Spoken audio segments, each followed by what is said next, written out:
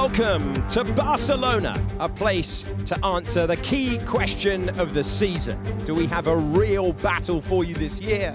Yesterday, Lando Norris made it 4 different teams on pole in 4 races and provided your answer. This is Formula One in 2024, where it is game on, week in, week out.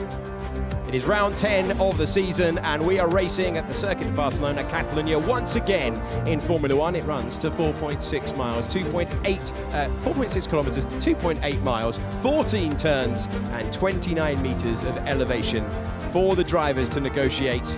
There is a DRS point for them to use down the main straight, and it is the key overtaking opportunity in to turn number 1. It's the C3, the C2 and the C1 tyre for those in the field. There is rain in the air, but we expect to be starting on those dry compounds. The majority of the field's going to be on that red-walled soft tyre as we take you to pictures of the circuit. And ahead of it, the starting grid. We go from the back row, where Alex Albon will have a pit lane start for changing components. Logan Sargent has a penalty of 3 places after impeding Lance Stroll. He was due to be at the back anyway. Then it's Daniel Ricciardo next to Yuki Tsunoda. They're 18th and 17th with new parts on the car they don't quite know how to get the best out of. Then it's Kevin Magnussen. He's next to Zhou Guanyu, both drivers fighting for their future in Formula One. Lance Stroll was impeded but got through. He's 14th on the grid next to Nico Hülkenberg. He's never got on brilliantly with this circuit and missed out on Q3. Valtteri Bottas is a former pole sitter here. He starts from 12th. Sergio Perez has a 3-place penalty for dragging debris over the circuit back in Canada when he should have parked up according to the regulations. Home favourite Fernando Alonso is promoted to the top 10 along with Oscar Piastri, who found himself in the gravel trap. Esteban Ocon is behind Pierre Gasly. They are 8th and 7th on the grid. Then it's an all-Ferrari row with home favourite Carlos Sainz, the lead Spaniard in the field. He's next to Charles Leclerc, the lead Ferrari driver for the 6th Grand Prix in a row. Unlike the usual pattern that we've seen with Mercedes, where Lewis Hamilton outqualifies George Russell for just the 2nd time this season, the front row of the grid, Max Verstappen back there once again like he was in Canada, but Lando Norris taking just a 2nd career pole position, and he will lead the field away. Sochi 2021 and now Spain in 2024. McLaren have not won this race since 2005. And in 2005, David Coulthard was lining up on this grid, hoping to put his Red Bull in contention. DC, it is a wide open race, just like we had with qualifying yesterday. It is, and it's absolutely brilliant. You know, the energy down on the grid was, it was a tingling affair. The beam on the face of Zach Brown, he's loving it, isn't he? The McLaren's upgrades are working. And I think strategically, Alex, we're set up for something quite special here. We expect everyone to be going off on that soft tyre and trying to manage it. But the battle to the first corner is going to get tight. It might even get a bit messy. It could well do. I always think back to Max Verstappen's imperious start here back in 2021, where he just sent it into turn 1, gave himself an opportunity to win that Grand Prix, where if he didn't have track position at that moment, he would not have had that chance. Lando Norris getting himself psyched up in the car, called it a perfect lap at the wheel of his McLaren. He believes he could have had a few more pole positions this season, but DC, he delivered when it counted.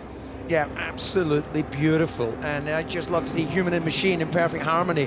That floor sealed perfectly through those high-speed corners, delivering the huge amount of downforce that Formula One can deliver. And it was tight, but he delivered.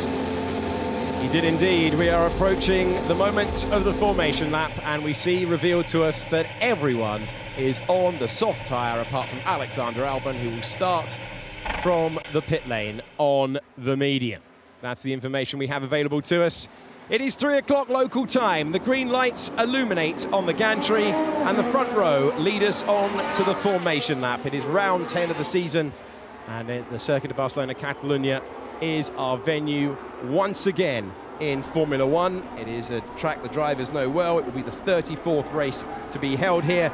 Strategically, it's going to be fascinating. Everyone has gone for the soft tyre to get that launch off the line, but we have so many different options. You can see the possible race strategies on your screen at the moment. The soft tyre, that's the quickest, the grippiest, then the medium, then the soft. The favoured one, according to Pirelli. It was a psychological battle even off the start grid there. We saw that Max Verstappen had a much cleaner getaway. Lando was in his sequence. And I'm sure Max would be like, okay, Lando, that's what you're going to be looking at as we go into turn one, the rear of my car rather than the other way around. I'm so intrigued to see the dynamic between these two mighty drivers. They get on well, and they have always got on well, but it's different when you're at the front of the field, when there's the largest trophy of the Grand Prix weekend on the line. For Max Verstappen, well, he's chasing another trip to the top step, and it would be win number 61. He's got the previous wins here in 2023 and 2022. Lando Norris looking for just a second career win and taking McLaren back at a circuit that's always been a great indication of the overall performance of the car, DC. Well, it has indeed, and a number of the drivers are saying, well, it's less relevant now, we don't test here, we've got a lot more street circuits, but it is still a perfect mix of low, medium and high-speed corners with lateral loads. You've got to have a car that not only works in the wind tunnel, not only works in theory, but works when the driver commits at 150, 160 miles an hour, loads it, sends it, and has to trust the car will be below him. So I still think this remains one of the true great challenges in Formula One. In third position, inside the top six for the first time this year, Lewis Hamilton at a track where he's won 6 times before. We have seen drivers come for as low as 4th on the grid to take the lead by turn 1. It is a long way, very nearly 600 meters from the line to the first braking zone, and the heat haze is intense. The air temperature is 24 degrees. The track temperature is 40 degrees. That is going to have an impact when it comes to the degradation on the tyres. Lando Norris just moving forward there, we saw, to the furthest point that he's allowed to move in his grid box. We've seen that penalised before as the last of the cars on the grid begin to cycle into position. A reminder for you, Alex Albon is the one in the pit lane, and he will be on the medium tyre, we believe, when he enters the race. His teammate Logan Sargent is the last car into position, and we will get the green flag at the back of the field. The battle in Barcelona is 5 lights away. And the Spanish Grand Prix is underway. Lando Norris immediately trying to deal with Max Verstappen. He tries to chop across, but what a launch off the line that was from the World Championship leader, who's going to have an opportunity to go to the inside. Who's bravest on the brakes? Oh my word, around the outside to take the lead. George Russell, what a start. That is absolutely incredible stuff. We were watching Norris, we were watching Verstappen, but Russell somehow goes from 4th on the grid to the lead. He has moved up 3 places in the opening 600 meters of the race. Then it's Max Verstappen in 2nd. Our pole sitter, Lando Norris, drops to 3rd. Hamilton is in 4th. Ferraris 5th and 6th, as they all tried to make their way through the first lap, and it was very close for Sergio Perez and Nico Hülkenberg. They got away with it, DC. Yeah, remember that moment, ladies and gentlemen. It was all in, full commitment, and he made the apex. Wow, absolutely brilliant from George Russell. I think Max will have been thinking, well, I got in front of Lando, but hold on a minute, I'm staring at the rear wing of a Mercedes. Dive bomb move attempted by Lance Stroll, and then on the power, a big moment for Valtteri Bottas. It allows Stroll to go around the outside. Still they go side by side, both on the soft tyre, and Bottas pays for that wide moment on the exit of turn 10. What an opening few meters of the Spanish Grand Prix. George Russell leads Max Verstappen. We saw this a lot in 2022, but he has gone from 4th on the grid to the lead, just like Fernando Alonso did all those years ago. Russell, then Verstappen, further back in the pack, trying to make the pass is Daniel Ricciardo, who's late on the brakes, and he gets past Logan Sargent, who got ahead of him momentarily. So they're debating the places all the way through. DRS is now enabled. Big lap for George Russell, trying to break outside a second, trying to leave Max Verstappen behind. Yeah, and you've got Lewis Hamilton, his teammate there, doing everything he can to stay within that window on Lando Norris. And this is a real battle in the minds of the drivers, because of course they want to maintain position, but they'll be watching the peak temperatures on those tyres, and they don't want to go over the top. They're all on the same compound, but they don't want to burn it out early and be forced to have to head to the pits. Well, It was all about reaction times. We'll bring you the start replays as soon as we possibly can. But Norris tried to chop across and realised Verstappen was already there in the area he was trying to close down. Whilst they were battling each other, Russell has got past Hamilton, and then as the debate for the top two came into the braking zone of turn one, he got the lead. Might be our best opportunity now, Max. Think wisely. Russell, super defensive. Max Verstappen trying to roar around the outside. The leading two in the Grand Prix go wheel to wheel, and we have a new leader. His name is Max Verstappen.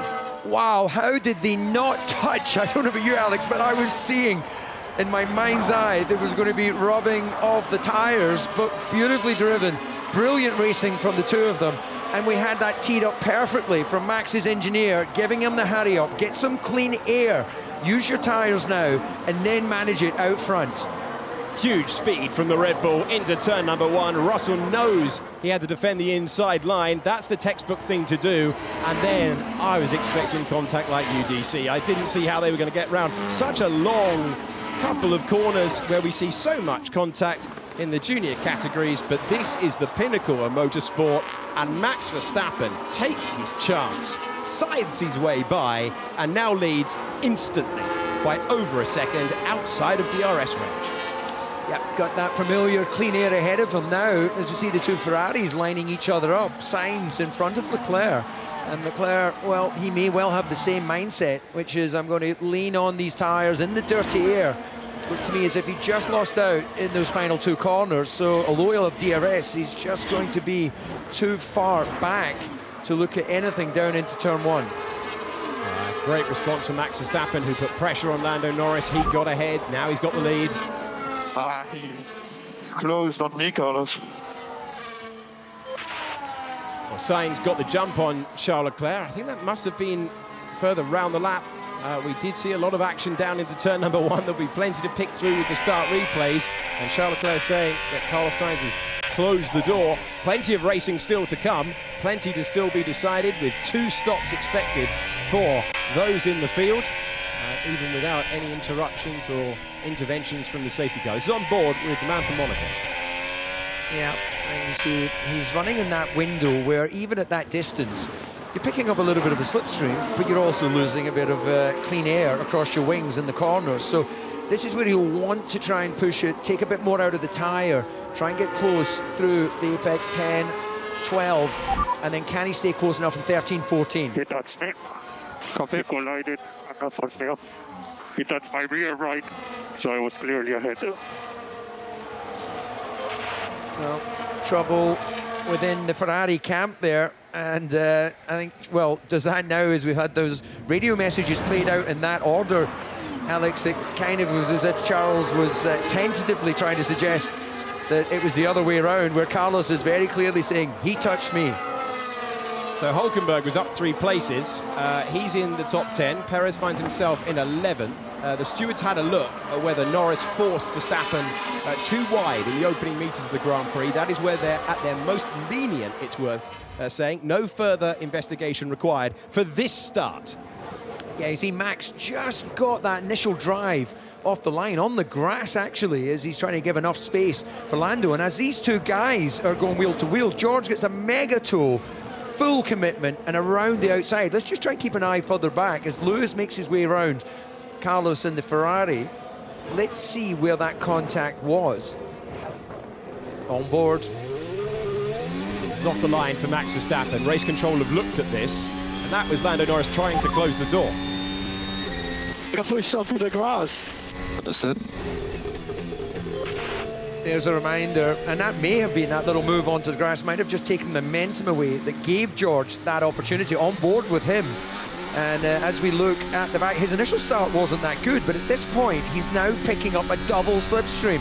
And the deployment on that Mercedes, and in the commitment here, Alex, absolutely brilliant. Leaves a little bit of room through one, just in case one of those cars is getting in the way. I think it's Fernando Alonso that's going to take to the escape road, if I'm not wrong. You can see he's kind of getting slightly blocked there up behind Piastri.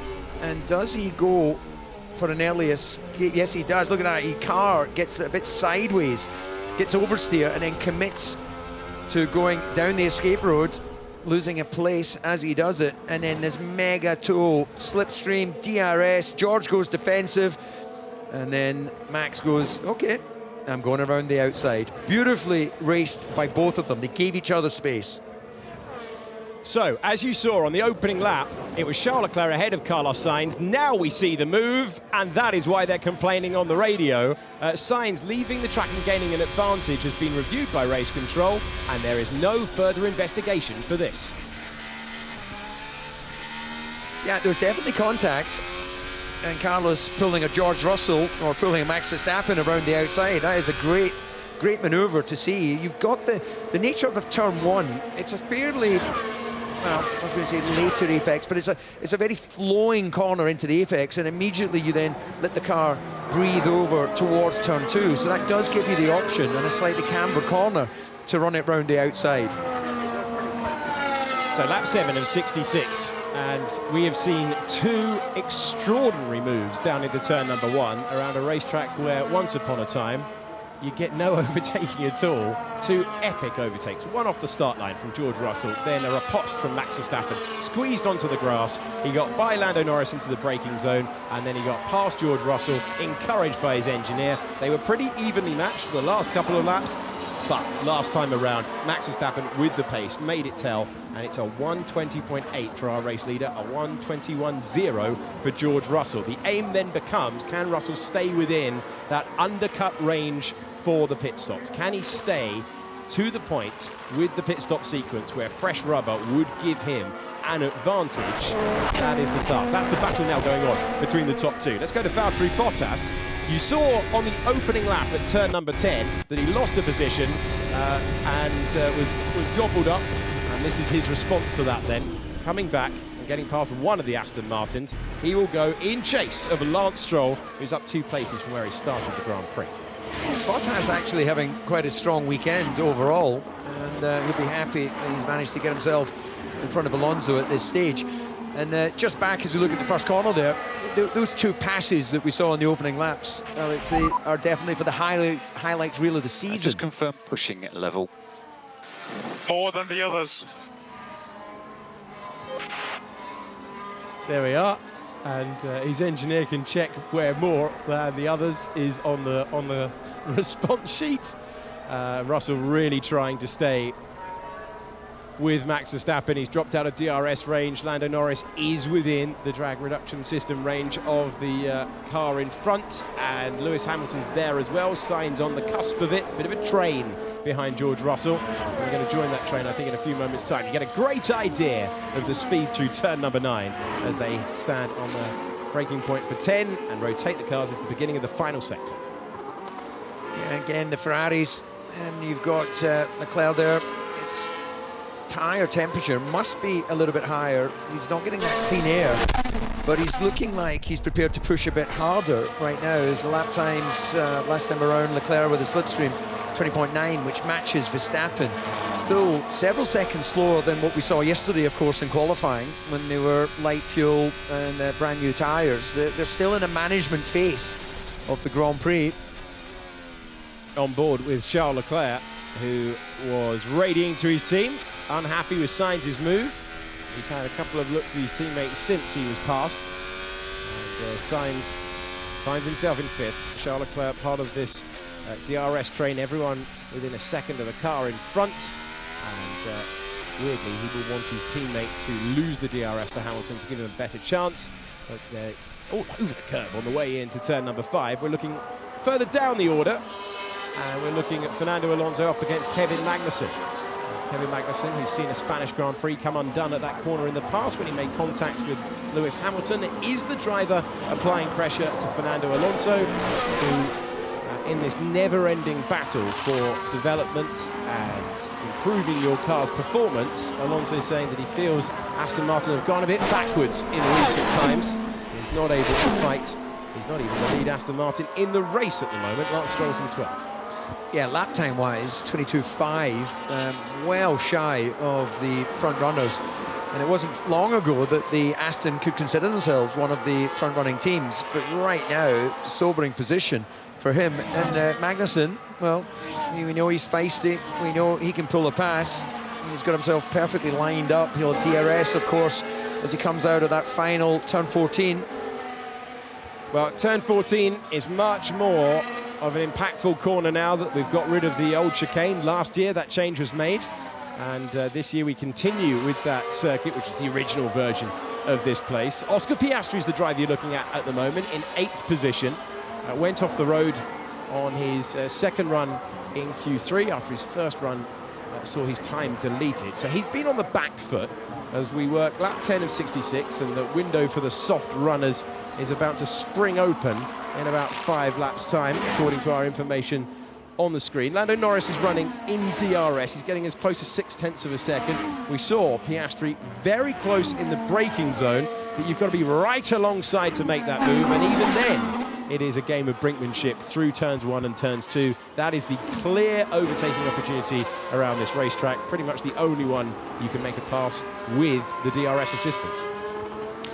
And with all the cars actually in that sort of just lower end of the top 10 to just outside the top 10, they're not running that far away, and lap time wise, they're all within sort of half a second or so of our race leader. So that's meaning that the window for a clean pit and then get out without some traffic is going to take a bit longer, and at a certain point they're all going to have to make that decision, but lap time's still pretty flat around 1:21.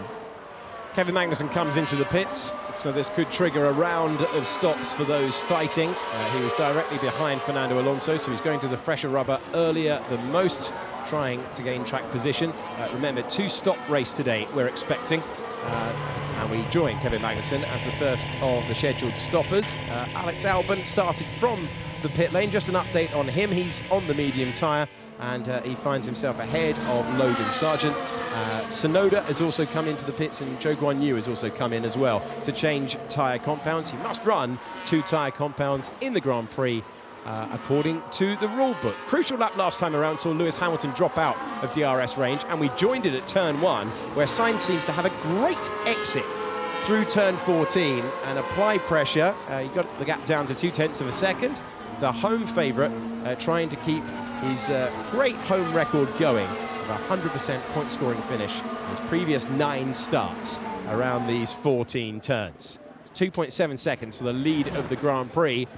It's the battle of Russell and Norris that, by the end of the straight, usually gets to about 6 or 7 tenths, and then he's not able to put the pressure on. This is Fernando Alonso, and working that wheel, and then some. Yeah, that is not pretty for Fernando. And there was an element of me thinking, well, he's maybe playing the long game on the tyres, but actually he is just struggling for pace with that Aston, and that's a rare mistake from him. Out front, 2.7 seconds remains the gap. Last time around, Max Verstappen did a 1:20.9. George Russell did a 1:21.0. 2.8 seconds. I think Mercedes, given the story of their last couple of years around this circuit, will be so pleased to be keeping pace with Verstappen. But remember, everyone is thinking about tyre longevity and managing their rubber to try and give themselves the greatest options in terms of the strategy. So, Albon started from the pit lane. He's got past Logan Sargent. Joe has stopped, and so has Valtteri Bottas now. So has Magnussen, so has Tsunoda. The incident involving Kevin Magnussen has been noted by race control. That's for a false start, and Magnussen will, usually, if it appears on our screen, it results in a penalty. Yeah, unfortunately, Kevin has given the stewards quite a lot of his attention so far this year. So let's wait and see whether they apply a penalty for that false start. He's currently running around in 19th, having made that pit stop. There's strategy being discussed as they look lap for lap. They'll be trying to understand exactly how much Max Verstappen is pushing. You see the pass there between Perez and Hulkenberg. This is an opportunity for Perez. We know in the past he's been very good at preserving tyres. Got a bit of a movement in 7th. Understood. That's interesting, isn't it, Alex? That is a fairly straightforward corner. Once you've made the apex off turn 7, the left-hand part, then the right-hand part just kind of, you know, that's the next bit that, you know, you're just like passing a baton between apexes. But he's obviously had a moment where he's had more deployment, more acceleration than he had grip, and it's a rare moment that you see Max Verstappen making what is a mistake like that on throttle application. Hasn't cost him on the timing page. I think our drivers at the front of the field are heading to the struggle bus. There is a tailwind at that stage of the circuit, but you can see Verstappen has actually enlarged his advantage over George Russell, and Norris has now dropped back out of DRS range. Hamilton had dropped out of DRS range of Norris a couple of laps ago. Still, Sainz stays there as Sergio Perez comes into the pits. He's responding to the stop of Hulkenberg that was made 1 lap ago. He had got past Hulkenberg on track, but Hulkenberg has had access to the fresher rubber 1 lap sooner, and there is Esteban Ocon, who has come in as well. 3.2 second stop is at the higher end for Red Bull, given their high standards of recent times. And let's see where they rejoin on the racetrack. You can see the Haas there of Hulkenberg still behind Perez, so Ocon covering track position. Perez then in 15th, 16th is Hulkenberg, and a move between the Sauber cars. That's Valtteri Bottas getting past Zhou Guanyu. Lando, if we think Prix might help, we're considering box driver type. Yeah, way quicker. I'm stuck. Let's do something. Okay, will anyone respond at this stage of proceedings, as some ominous clouds in the distance, but we're not expecting rain anytime soon. Will anyone peel in this time around? Just checking everyone off as we see over the line Verstappen, Russell, Norris, Hamilton, Sainz and Leclerc. Our top 6 not separated by much at all. 7 seconds from 1st to 6th. There are opportunities out there for the strategist Ruth Buscombe. Yes, they are. We are right on the crossover on deck between a 2 and a 3 stop race. But teams don't have to decide now. They can box now and then see what the degradation is like. We are right in that 2 stop window. The undercut is powerful, and everybody is, the pit stops are starting at the back, working their way to the front. Expect those leaders in soon. A slow stop for Pierre Gasly. That will really hurt things down at Alpine, and it's going to bring the 2 cars side by side. Scrap that. Esteban Ocon is through. 6 seconds stationary has cost Pierre Gasly track position, as Kevin Magnussen gets a 5-second penalty for a false start. It was really, really marginal from the footage I've seen, but 5-second penalty for car 20, and Kevin Magnussen's weekend has another penalty in Formula 1 2024. Yeah, that's frustrating for him, but he's got long enough in this race to be able to react, as we see Mercedes making the call, and we see Ferrari from our commentary box are coming out as well. So is that just to be ready, or are they genuinely bringing in one of the Ferraris in response to the locking up Mercedes as it makes its way into the pit lane? George Russell taking the last of the life from that Pirelli tyres. Carlos Sainz was told do the opposite to Lewis Hamilton. Doesn't look the quickest at the back there. Right rear is causing trouble, and will that be a position gained? Oh my word, that is close into the fast lane, but the Mercedes just gets away with it. Is there an opportunity now for Lando Norris? It's Russell ahead of Sainz, who came in at the same time, but you can see 5.3 seconds leaves Russell vulnerable as Sainz rejoins the racetrack much closer to the Mercedes than when he entered the pits. Yeah, that was not great work from Mercedes. They're normally pretty slick when it comes to servicing the cars. Just managed to stay ahead, but I think it was new tyres went on both those cars there, so we're getting a direct comparison on how hard they can hit them on the outlap. Russell trying to stretch his legs away from the winner of the Australian Grand Prix earlier this year, one of 4 winners in Formula 1 2024. We've had Max Verstappen taking off the wins as he does so often. Lando Norris's breakthrough moment in Formula 1 coming in Miami, and that emotional victory for the home hero Charles Leclerc back at the Monaco Grand Prix. There have been some wonderful stories, but Max Verstappen is bored of the interesting narrative. He wants to shut it down and claim another win. He's looking today for his 7th of the season. These are the crucial laps. We had 1 Mercedes in last lap. Here comes Lewis Hamilton. Mercedes chasing a stop that's more efficient, and they've got that. So this is going to put pressure on for George Russell. 2.3 seconds, a sharp contrast to what we saw before. Russell's done the fastest middle sector of anyone in the Grand Prix.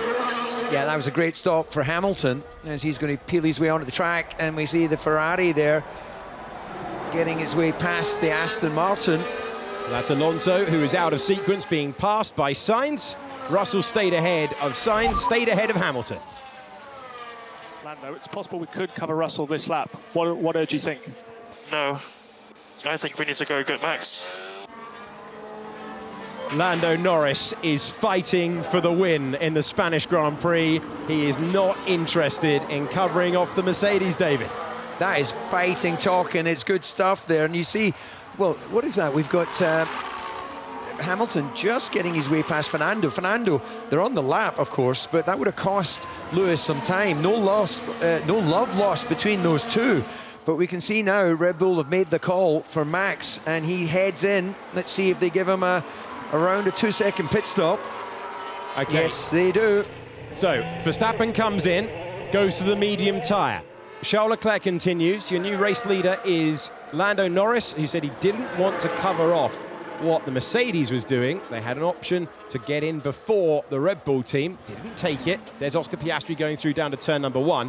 The Astons have yet to stop, which is why you're seeing them in the middle of the battle for our main 6 contenders. And now this is Lewis Hamilton in the wheel tracks for Carlos Sainz, unable to make the pass though, and Hamilton will be trying to get this position. He'll be desperately trying to get this position back because Sainz went to the rubber earlier and Hamilton's trying something audacious. That door was always going to close. There's history for Hamilton heading down to turn number 4, and he's got the greater fire up, it appears, at this stage with the tyre, but he's lost track position, Dave.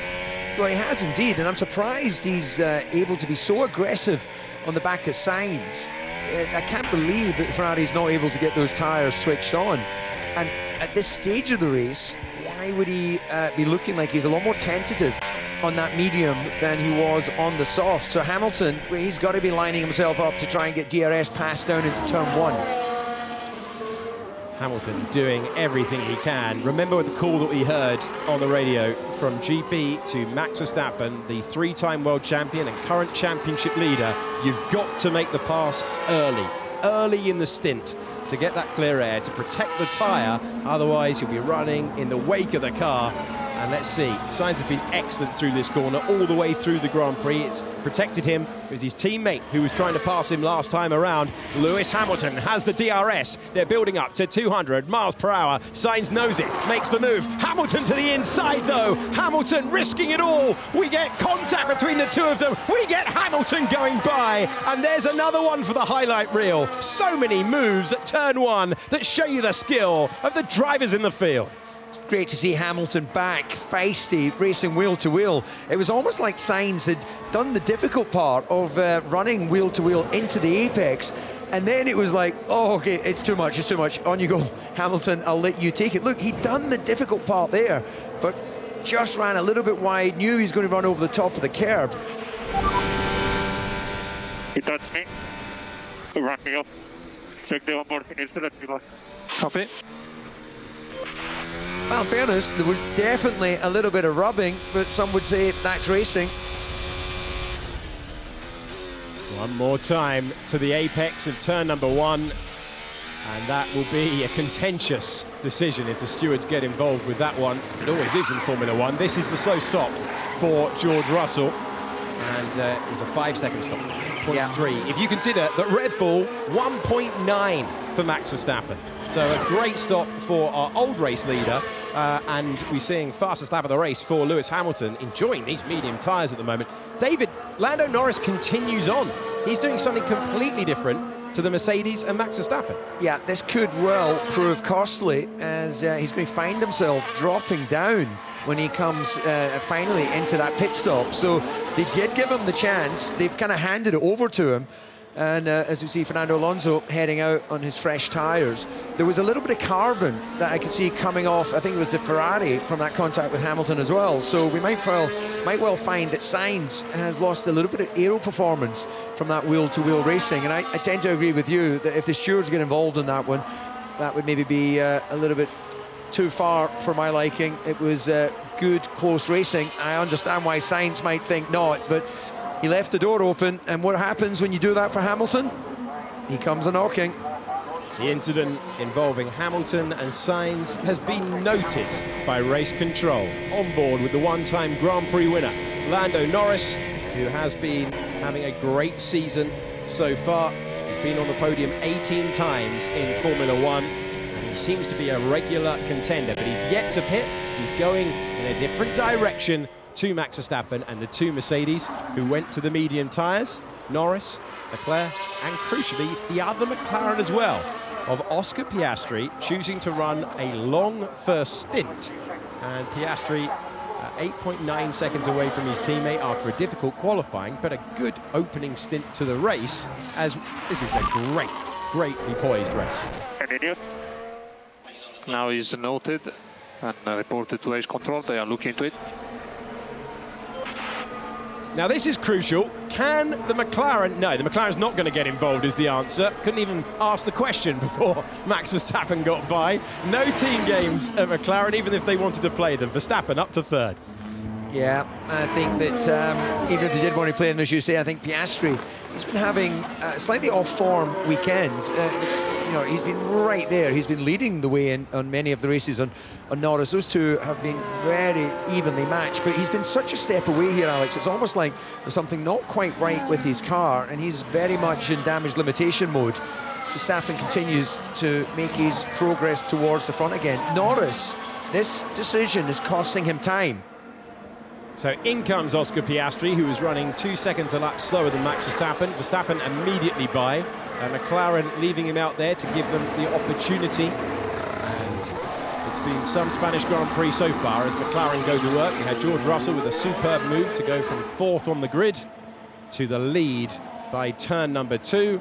Alonso was off at turn 1 as well. Max Verstappen, superb, incisive move to get George Russell back, having overtaken Lando Norris down to turn number 1. The Ferrari drivers made contact, and later on in the race, Lewis Hamilton at turn 1 as well, getting by. Also contact with Sainz, who has seen that incident, that overtake, noted. That's where we are at the moment on lap 22 of 66. 22 laps for Norris and Leclerc. Let's bring in Ruth Buscombe after this team radio. The situation is we've lost position to Max, Russell, Hamilton, Sainz, but we're picking up a good tyre delta. 6 laps and some of them already. Keep going. Well, exactly.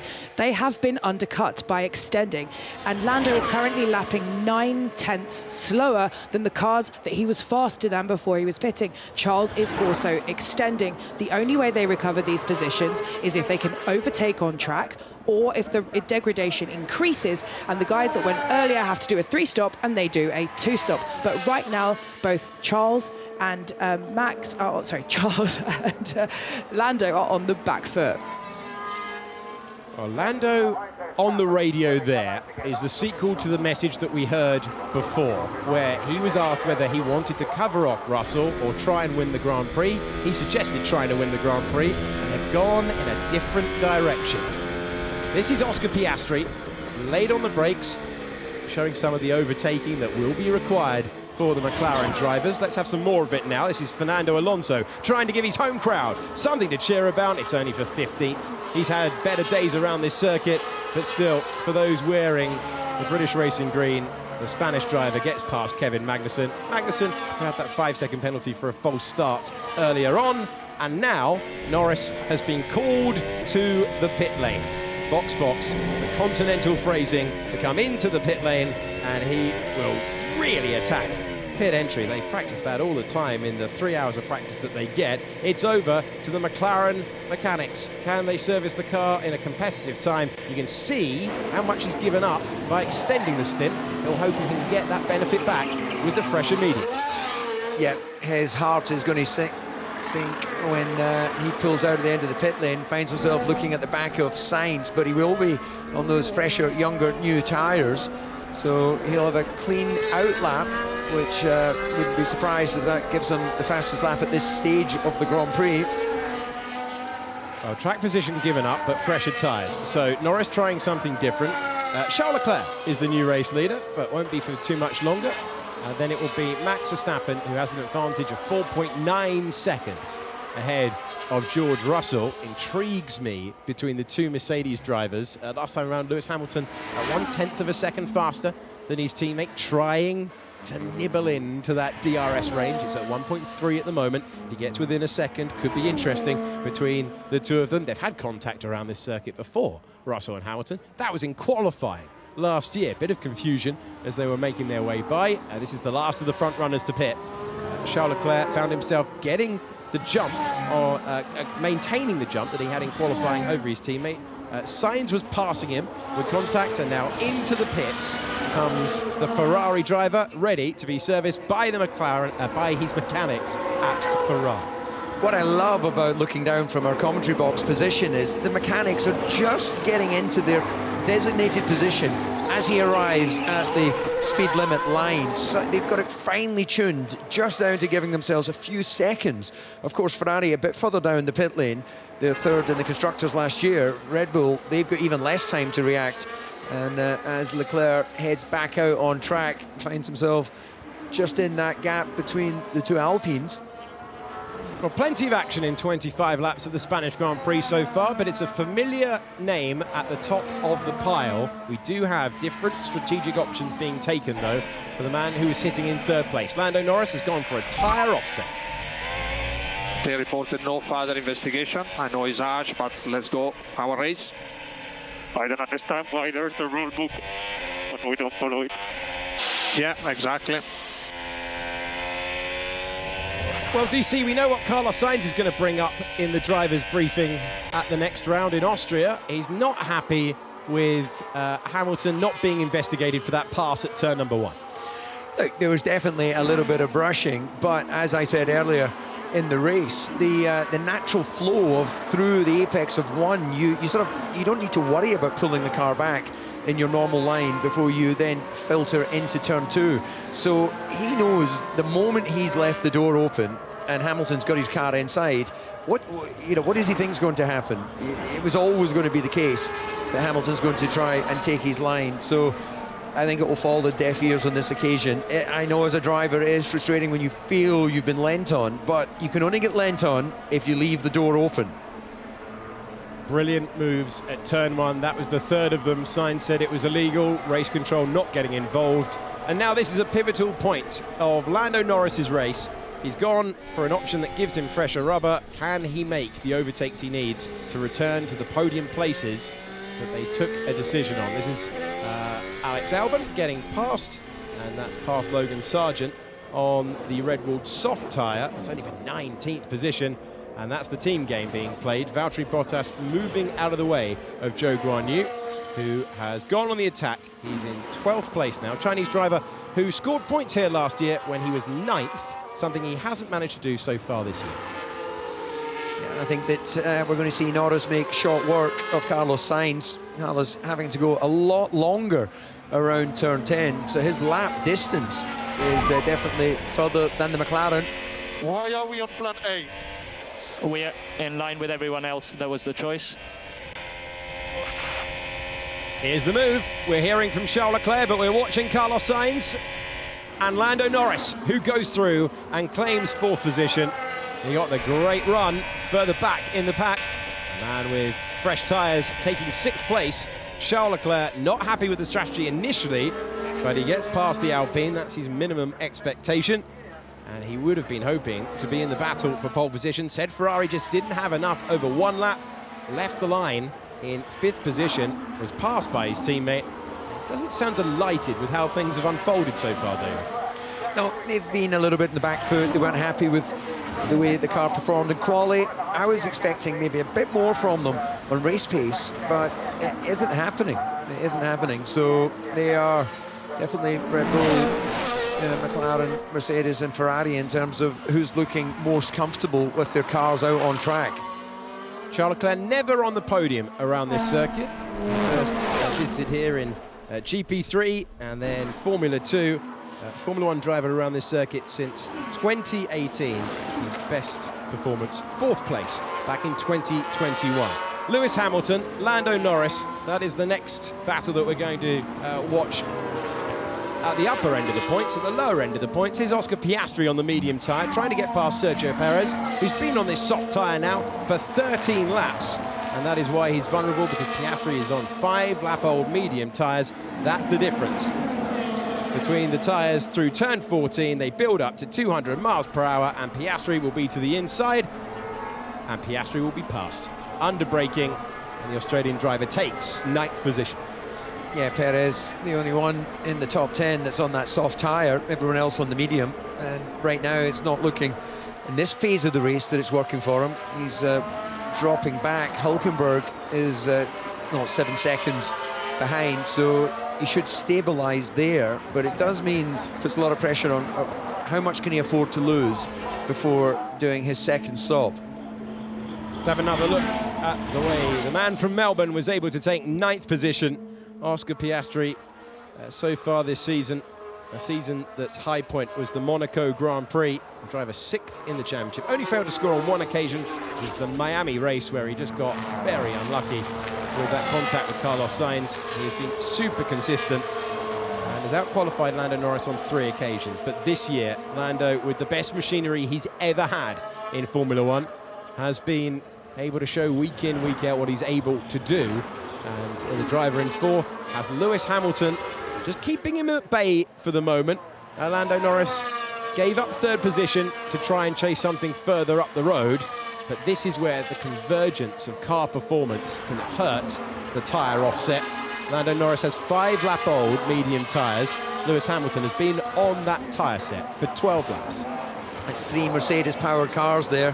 And it looks like Lando, with those fresher tyres, and he's keeping himself within that 1 second window, he'll push to really try and close that even further through the final sector to get a pass on Hamilton, who just isn't quite close enough to Russell to get DRS himself. Tyres are very inconsistent. Copy that, Max. Interesting feedback. That may explain when we saw Max have that little, I call almost a high sider coming out of 7. I thought maybe it was a deployment issue, but if he feels that he's feeding the throttle in and then suddenly the tyre isn't giving him the consistency. So we haven't had any comments from others, but let's just track that. So Norris trying to get within DRS range. Hamilton is not within DRS range. So Mercedes could think tactically here about protecting Hamilton, but Norris is trying to make that pass. How many times did we see Norris get within 0.6 of a second? There's been another pass for the other McLaren. This is Oscar Piastri moving past Esteban Ocon. That is how he took 8th place.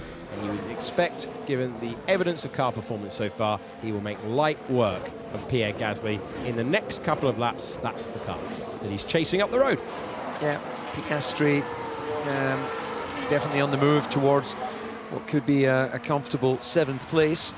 It won't make him particularly happy. A lot of this Grand Prix still to go, but I think after qualifying and that rare mistake running out into the gravel, you'd see it as a bit of progress.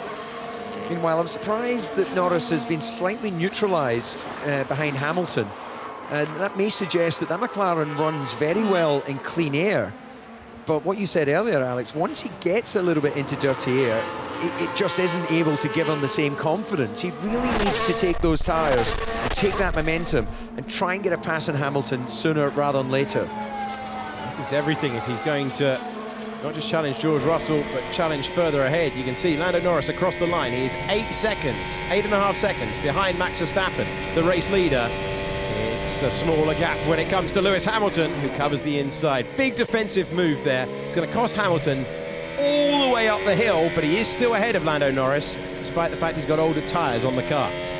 Yeah, I think Lewis Hamilton must have had one eye on his mirror all the way down towards the braking zone, and then when he realised, or his spider senses told him, look, he's getting into lunge distance with that DRS, he just made that very assertive, I'm covering the inside. So Lando really now he's shown Lewis his form in the final 2 corners. He's got to try and mix it up here. He's got to be a bit more aggressive if he has any idea of being able to really challenge Verstappen for the victory. He's running at Mercedes pace at the moment, which is what happened earlier on. We are in the management phase. We will be throughout in the management phase, but Hamilton able to keep, you can see, just much wider in turn 10. Turn 5, Hamilton's had a couple of track limits warnings. It must be the exit of the corner at turn number 5.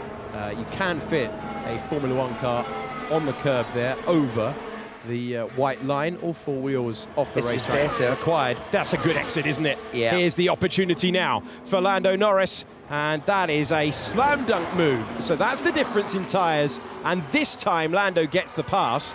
Lando Norris able to pass the Mercedes with a clean move. Can he do the same thing to George Russell? And then what do we see? All the while this is going on, though, it's giving Max Verstappen a chance to look after those medium tyres as Lando Norris goes on the attack. And this, David, is how he took third place in the race. Yeah, this really started at turn 10 when you mentioned there about Hamilton taking a much wider line. His lap must have been about 10 metres longer than that of the McLaren, just on that corner alone.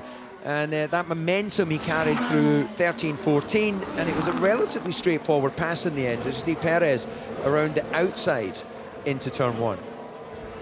Lovely move from Sergio Perez, and he was able to take the position. Perez now finds himself in 14th, having switched to the medium tyre last time around as we approach half distance in the Spanish Grand Prix, lap 10 of the Formula One World Championship. Shakes alongside 13-time Grand Prix winner David Coulthard, who made his debut in Formula One around this circuit. And we've watched Lando Norris clear one Mercedes. The task for Norris is to do the same, and then we'll see what we get in terms of a tyre comparison. The problem for Norris is that it's 8.8 seconds between third place and the lead at the moment. But he called for this strategy, fighting talk on the radio. He wanted a chance to beat Max today. He didn't choose to cover off George Russell, and would have been a slam dunk improvement to second place, given it was a 5-second stop for Mercedes and George Russell. I think you've hit the nail on the head. Obviously, there's still half distance, a long way in this Grand Prix to go, but I think that if you're going to beat Verstappen, you've got to keep the pressure on. And what this has effectively done is given him breathing space. You've mentioned it. He's now able to manage those tyres, the inconsistency, and stay within himself, not run the risk of going over the top on the tyre. So I don't doubt that Norris will get the pass on Russell and get himself into second. But at that point, he's got to keep trying to nibble away into that, what is it, almost 8-second gap that he'll have to Verstappen by the time he gets himself into second. Following in the dirty air of the car in front will be taking more out of Lando Norris's medium tyres, 9 laps old, as he comes across the line. It is Verstappen by 8.1 seconds, having gone wheel to wheel with George Russell at these corners early on in the Grand Prix. And he's called the tyres inconsistent. Verstappen taking his place at the front of the field. Such a dominant run Verstappen in recent times. He's won 50 of the last 75 Grand Prix. That underlines how much of a dominant man he has been. That is laid on the brakes, and that's the move that we predicted was going to come Oscar Piastri's way. That is how he took 7th place. Piastri, 12-lap-old tyres. They're up against the Alpine car of Pierre Gasly. Gasly coming off the back of an encouraging qualifying session. 7th place was his highest start for 2024, but he's not been able to hang on to it because Piastri is recovering from a place that he would have expected minimum top 7 coming in to this weekend. As we see Gasly running ahead of Ocon. Still good points for that team that are at the lower reaches of the Constructors' Championship. They started today just 5 points to their team total all season long, but they do have Gasly in 8th, Ocon in 9th. Well, just looking at an 18.6 there from Checo Perez on those fresher tyres. We can expect to see him now working his way past Alonso onto Stroll and finally working his way back into the top 10. Finds himself after that second stop a whopping 52 seconds behind his teammate Verstappen.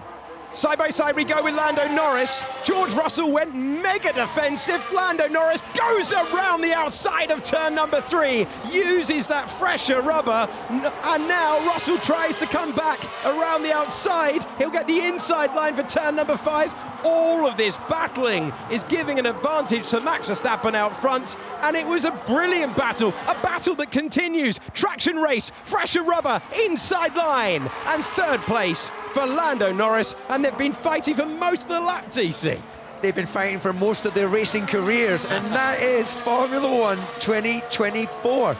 You've got to love it. Even though George is seeing big picture, which he'll know that Hamilton, that plays to his advantage, fighting over that track position. But his mind is, I'm not in the win mode here. Verstappen's gone, but I'm fighting over that second place. But he is now vulnerable to Hamilton. Well, we will go again to turn number 1. Really intrigued to see a replay there and get your opinion of the defensive move for George Russell, DC. We'll get to that in a moment. DRS is still in the possession of George Russell. Hamilton on the attack, though. Can he try and take advantage? Norris finally gets the second place that he has chased so much in this Grand Prix. Could have taken that position when we were moving through the pit stop phase. Does get the move done on track.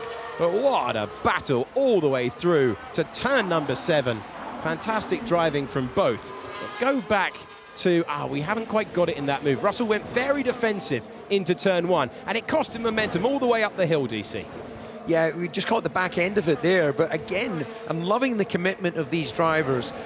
Not easy at all to pass around the outside in any racetrack, but you can see here coming out of 4, George having bravely brought his car back into position, and then it's a battle on the brakes, down into the hairpin at 5, just goes a little bit deep, and then Lando, pressure tyres, straight lines the car, takes a little tickle on the grass there, so they won't need to trim that particular area of the grass later in the week, and then appreciation all round from the McLaren boys. Up to second place goes Lando Norris in some style, and has Russell hurt the tyres by going off the racing line? Well, he's going off the racing line to the pit lane now, so Russell responds to that immediately. He comes in hoping for a cleaner pit stop than we had. This is his second scheduled stop in the Grand Prix. He has run 20 laps on that medium tyre. He hits his marks this time. The right rear is quick, still wasn't the best that we've seen. 3 seconds for Mercedes. In comes Sainz as well. There are 8.7 seconds between Max Verstappen and Lando Norris. Lewis Hamilton is now in 3rd. Sainz has come in along with Russell as we peel back onto the racetrack.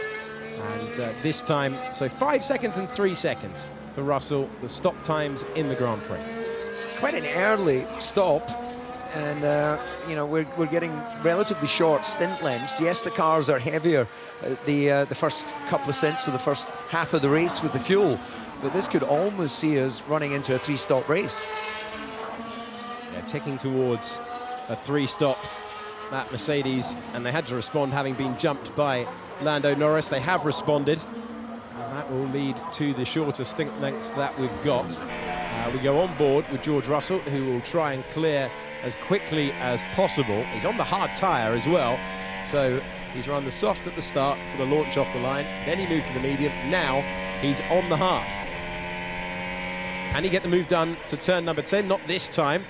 That would have been a real bonus if he was able to do so. He doesn't want to run at the Alpine pace through this part of the circuit, trying to turn it into a traction race. There's still marbles off the racing line. You don't want to drift too far there. All the while this goes on, it will bring Carlos Sainz back into play. Yeah, this is frustration central for George Russell. He has just lost, must be on this outlap, a good half, if not full second.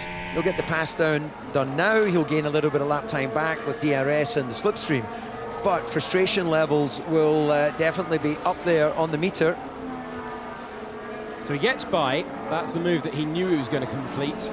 And the hard tyre was not, in practice, a favoured tyre. So that is a real roll of the dice. At Mercedes and Ferrari, you can see Carlos Sainz's gap to Lewis Hamilton is 26 seconds. The average pit loss time in the Grand Prix is 22 and a half. Esteban Ocon is into the pits, coming in from the points behind his teammate, and that had swapped around after Ocon had jumped in because of the slow stop for Pierre Gasly earlier in the Grand Prix.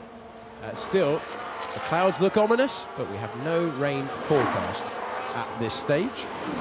And it is a gap that's coming down at the front of the field. Last time around, Max Verstappen did a 1:19.8, Lando Norris did a 1:19.3. That gap that was around 9 seconds, now 7.5. Yeah, I think that Max will be aware of it. The team will keep him updated on the radio, and by that old-fashioned pit board that we still rely on. It always makes me chuckle with all the technology we have. There's still a board with some numbers applied to sort of update the driver on what the gaps were when they were actually put on that board.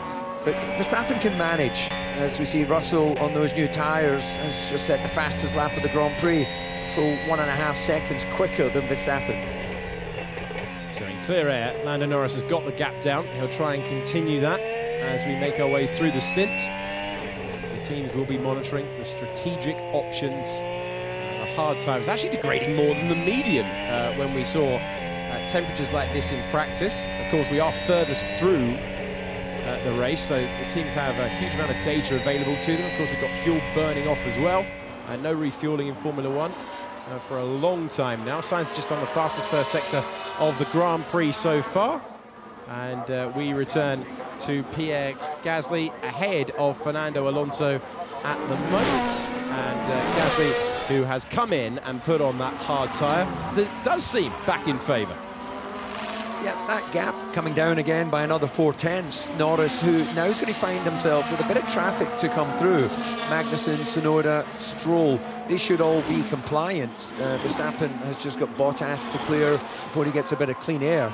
But Verstappen will be aware that he's got a few seconds to play with. You know, not maybe worried so much right now at a 7-second gap, but if he starts getting down, you know, to around sort of 4 seconds, that'll get his attention. Esteban Ocon in close proximity to his old teammate Daniel Ricciardo on the medium tyre, holding 12th position. Not been the easiest weekend for VCARB. They brought updates to the car and they're trying to understand them. Different setup options not working. They had a poor qualifying for both cars, and now the Alpine is trying to fight its way by, and does so. Through goes Esteban Ocon for 12th position, could reward him with points later on. That 41 of 66. Lando Norris has got that gap down to 6.6 seconds, and last time around was very, very fast compared to Max Verstappen, who did a 20.3. This time around slightly slower, but Norris is pushing right now, trying to make use of that fresher medium tyre. This is Pierre Gasly getting past Zhou Guanyu in the battle for 9th position. Zhou Guanyu's been on that tyre for 30 laps, and that is why Gasly was able to get by on a hard compound. Yeah, it doesn't get any easier than DRS well before the braking zone, so comfortable pass there. And, well, what we just saw in the message there from the Mercedes engineer to George Russell, it's going to be close with him and Hamilton. That's going to be tasty, isn't it, later in the race, Alex, irrespective of what's happening for the lead of the Grand Prix. Two Mercs battling over different strategies, different track positions. And we've certainly seen that Russell's been feisty already today, so we can expect more of that later. Looking forward to it as we get to the business end of the Spanish Grand Prix. I want to bring in former head of strategy at Alfa Romeo, Ruth Buscombe. Ruth, a really intriguing picture in front of us at this stage of the race. Yes, so the degradation has calmed down a little bit. At the moment, it looks like we're on a 2-stop on deg. However, you could potentially find your way through there doing a 3-stop. Quite a few of the teams have gone for that hard tyre. Now, normally around Barcelona, you want to be on the softest compound you can get away with, because the grip sensitivity is so high, and that hard actually slides around. Now, in terms of having balanced stints, this is really important. Remember, guys, it's about a 10th a lap they're losing on tyre degradation. So no matter what colour the tyre is, it's going to be faster on an old tyre than a new tyre.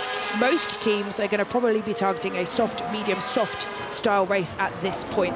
But bearing in mind, around lap 45 is where it all normally kicks off strategically here.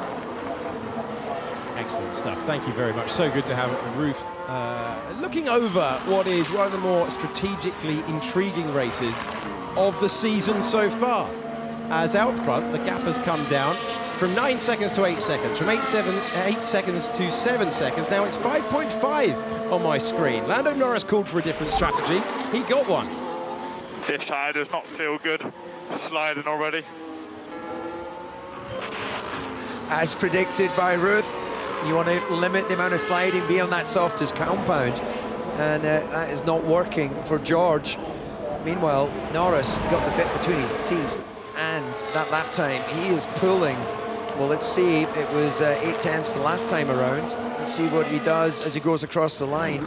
Well, only 4/10 on that particular lap. He may have had a bit of traffic to find his way through, but yeah, once Verstappen gets down to around 4 seconds to Norris, you're starting to get into a window where that can be uncomfortable. You don't really want him to drag up into DRS, and you don't really want it to be all left down to the pit stop of the undercut. Casting mind back to Imola. Looked like Max Verstappen had the Grand Prix won. Looked like he had both hands on the trophy, and then Lando Norris late on took it all the way to the last lap with the win in the balance. He's trying to do so once again. Saw a couple of changes of position just to keep you up to date with everything. Zhou Guanyu came out of the pits. He's taken on the hard tyre that his teammate has been on for 13 laps. Bottas is now in 16th, and you would have seen Magnussen getting past Tsunoda. That is only for 18th place, but that will tell you the entire race situation. And this was going to be a V-car battling against the Haas, but Daniel Ricciardo has come in to make another stop. And the 8-time Grand Prix winner will get rid of 25-lap-old medium tyres. That's the sound of a V6 turbocharged engine at the pit lane speed limit. Ricciardo and Tsunoda, well, they'll learn a lot data-wise, but I think they'll be looking forward to getting out of here, as that's a late move on the brakes. Nicely done for Lando Norris as he's clearing the traffic that was staying on to the racing line, and in comes Lewis Hamilton.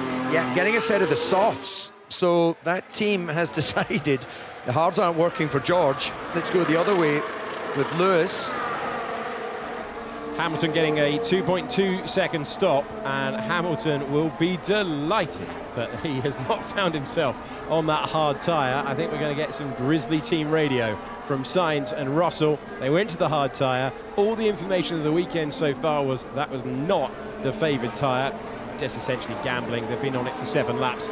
At what stage do we start to ring the bell for a race battle for the lead? Because it was 9 seconds between Verstappen and Norris. It's now 4.2. And I've just stood up in the box and I'm looking out at the pit lane, and Red Bull are coming out. So it may well be that bell has been rung. So we're looking at Lewis Hamilton working the wheel around a racetrack that he's won at 6 times before.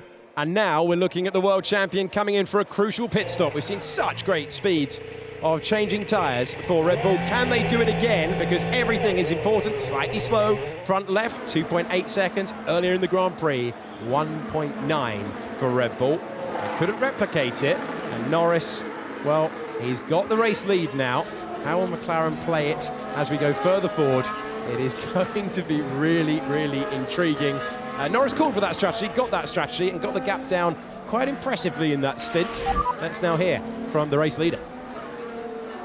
Verstappen has pitted. This is our chance now. They're not kidding. He's just done the fastest sector of the Grand Prix so far. That McLaren has come alive on command, David. Yeah, brilliant. He's reactive. They've got a choice, haven't they? They either bank that what was just around 4 second gap, come in and get some fresh rubber, or use the fact that they have got more life in those tyres, and hope that, although you would expect Verstappen to be able to be quicker now on those softs, he'll then come back with fresher tyres later in the Grand Prix. We could be set up for a brilliant final part of this race. Hamilton has so much more grip, but nowhere to use it as he tried to make the pass into 7. Never going to happen. Into 9. He knows that gap is going to close.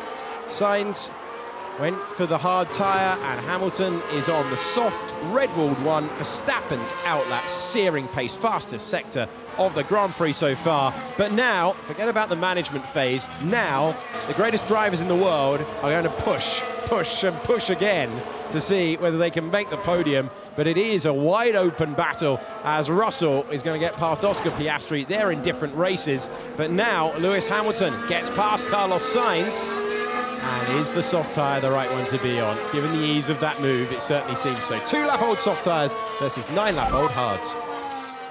And if we wanted to cover Hamilton, we'd have to do it soon. Do you think if we had some delta, we'd pass him again?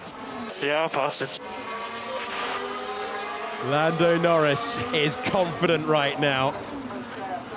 Lando. I love a bit of confidence, but I think I'd go for some clean air. I actually do. I think that you want to arrive on Verstappen without having to have run maybe a lap. Who knows how long he might need to run behind Hamilton if he stays out longer and drops behind him. Alonso's in the pits as well. It's a 3-second stop for him, but this is our race leader. And we're also seeing that Hulkenberg is under investigation for speeding in the pit. I'm unsure. Depends if we're here to finish first or third. Well, he throws it back to the team. He wants the chance to beat Max Verstappen, new fastest lap of the race from the World Championship leader on the soft tyres. Yeah, he's just bottled it, hasn't he? He's like, okay, I've gone from supreme confidence to help me out, guys. Into the pits we come with the other McLaren. Soft tyres for Oscar Piastri, who will exit. He's was in 7th place. Perez has just flashed through. He's been on the medium tyres for 15 laps now. And Piastri will try and reclaim that place. There is the Red Bull down to turn number 1. On lap 47 of 66. How do you read it from a strategic point of view, Ruth? Yes, this is the Germany situation, which is McLaren's code word for when they're extending, either to build a tyre advantage or get a safety car. And we hear that he has opted out and he's coming straight in. So he is going for that 3rd place. He is going to be racing the Mercedes. In comes Lando Norris from the lead. So they've been debating what to do across the last couple of laps. And Norris comes into the pits. Charles Leclerc finds himself in 2nd place on the medium, but it's all about this. Charles comes in, and now it's soft tyres for Lando Norris. 3.6 seconds as well is not ideal. And did they get caught in no man's land there with the strategy? The question on the radio was asked, David, and the question was, are we going to battle for 1st or are we going to battle for 3rd? It's going to be very close between Lando Norris and George Russell. He will fire up that soft tyre, but McLaren responded, and once again, the gap is 8 seconds. Yeah, that was right on the limit. Slightly uncomfortable for Lando with that slower pit stop. Normally McLaren, very good and slick at the stops, but a slightly longer one there put him under pressure. He'll be able to pull away quite comfortably from George on those hard tyres. He's getting hunted down by his teammate. And let's just see exactly what it was. Front axle, yeah, just another little poke at the gun there on the left side of the car. That just cost that little bit of time. Yeah, that left rear. And right, now we've got battle of the same compounds. And we've got a diminishing amount of laps for him to work his way up to Verstappen. That's one thing, but can he find a way past? The tyre offset that was sizable is now only 3 laps. They're on the same compound, 7.7 seconds between Verstappen and Norris. Russell finds himself in 3rd place, but on a hard tyre that will not be his friend. He'll be sliding around. His 7-time world champion teammate is 7/10 of a second, half a second, closing in, and then Sainz is ahead of Leclerc. Leclerc again has that soft tyre advantage and will come roaring up to the back as the Ferrari scrap over 5th place. Also catching will be Oscar Piastri, who improves up to 7th position, and Gasly continues to head his teammate Ocon. So just looking at the pit lane incident for Yuki Tsunoda for speeding in the pit lane has been noted by race control. There is Pete Bonington, who you hear so often on the radio to Lewis Hamilton and have done for many years. And will there be a call here to ease Hamilton by, because he's on the right tyre to claim 3rd place in the race? Would Mercedes risk points between the two of them? They were in this position at the end of the Canadian Grand Prix, one round ago in Montreal, and they found themselves battling all the way to the end. Brilliant overtaking as well, all the way to the end, but it was Russell who claimed that place. Fastest lap of the race belongs to Lando Norris. Last time around, Lando did a 1:17.3, Max Verstappen a 1:18.2. Yeah, that's a little mark in the sand, because it's show and tell, isn't it? As you mentioned, there's a 3-lap offset on the age of the tyres.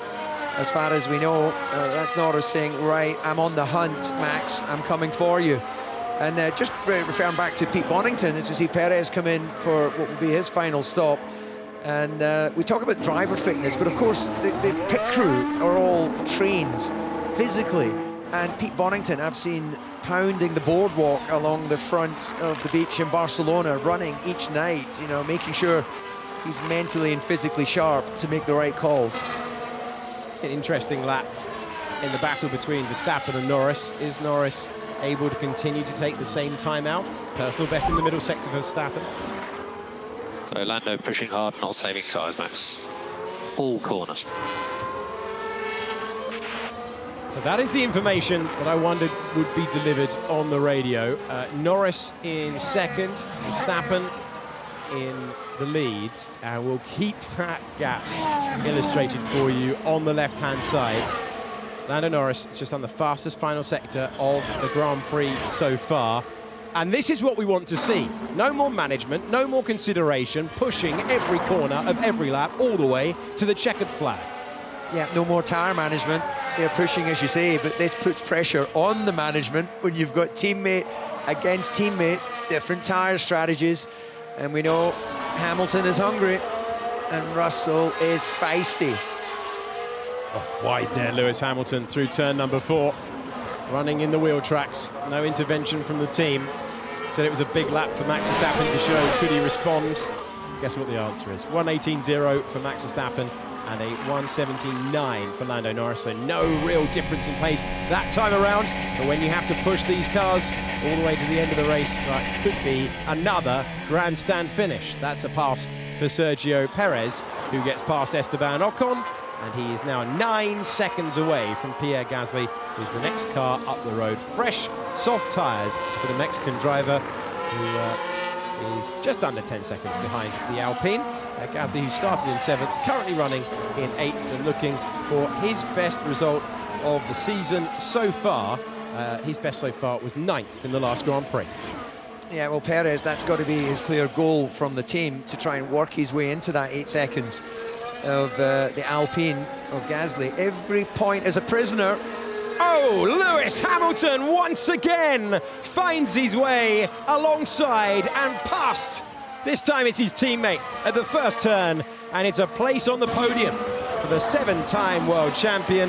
He's known that part of the circuit before. It would be his 12th visit to the rostrum, and Russell did everything he could, lap after lap, to keep Hamilton at bay, but ultimately, soft tyre versus hard compound was only going to finish in one favour. This is the moment that he took his place on the podium day.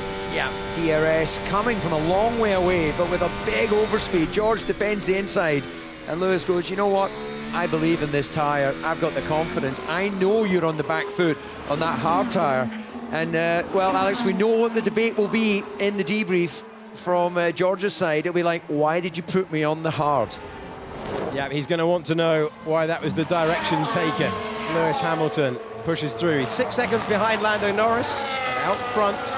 Last time around, it was a 17.9 for Max Verstappen. It was a 17.6 for Lando Norris.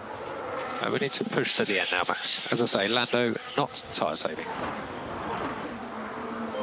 Oh, I really wanted to hear a response, DC. I really wanted to know how hard he is pushing that car. Yeah, me too. That's actually as sort of strong a direction as we'll ever hear from GP as engineer. That's sort of, okay now, buddy. No, make us all feel comfortable. No managing, just go. But you've got Norris who's still nibbling away, almost 3/10 quicker on that previous lap. In the past, in fairly recent times, we've had Max Verstappen asking what the fastest lap is, even when he's had track limit warnings around here. And Verstappen, though, absolutely having to extract everything from a car that, in comparison to last year, still wonderfully quick. A great effort from everyone back at Milton Keynes at base, but everyone else is caught up, and it's within the margin of error, as we see on-track action once again. This is Fernando Alonso taking 12th position, getting past Zhou Guanyu, who was in the points here last year, but it's no points for either of them at the moment. And further up the road, Hülkenberg and Ocon are separated by 9/10 of a second, fighting over that final point as the Alpine speed fades away. And strat 10 when you can. Strat 10. Strat what? 10.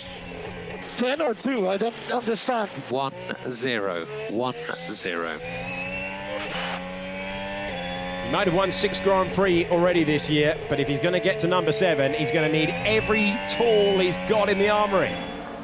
That definitely sounds like that's the go faster switch. That's not the stroke it home to the finish.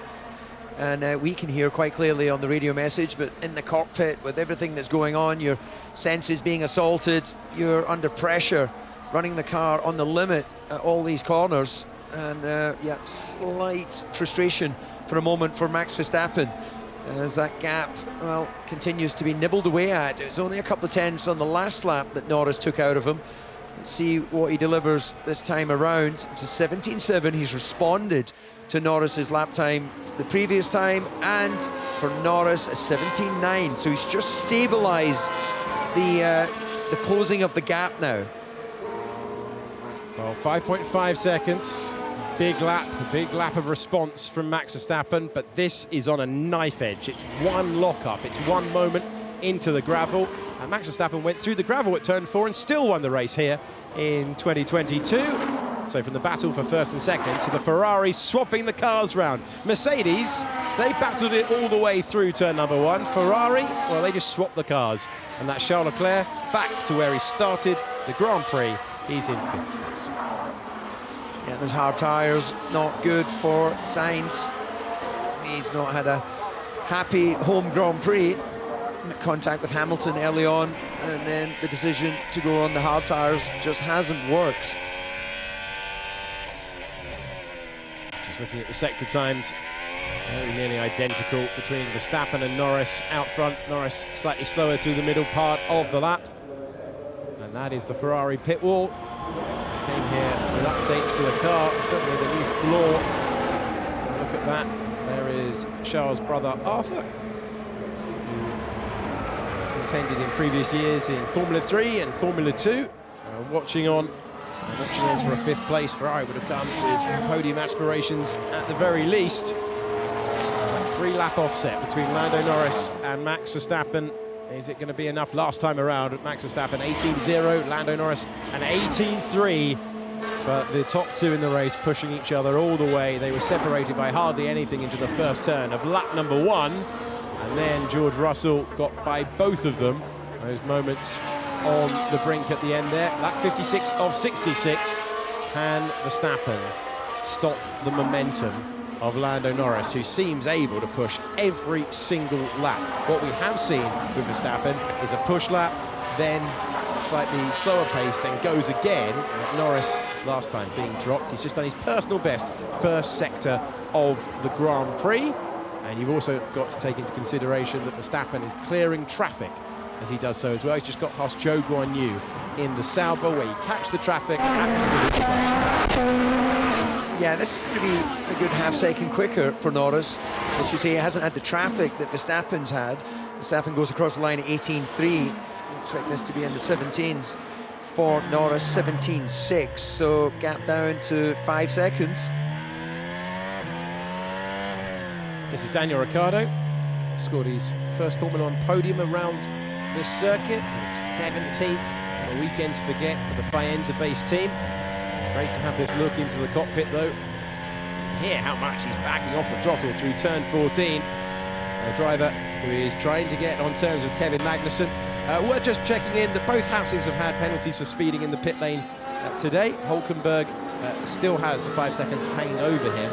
Magnussen has served that 5 seconds earlier in the race, and it's Magnussen in 16th. Daniel Ricciardo P17 at the moment. And Yuki Tsunoda also had the same thing, the driver running in 19th position. If you can, we need to try and pick up the pace.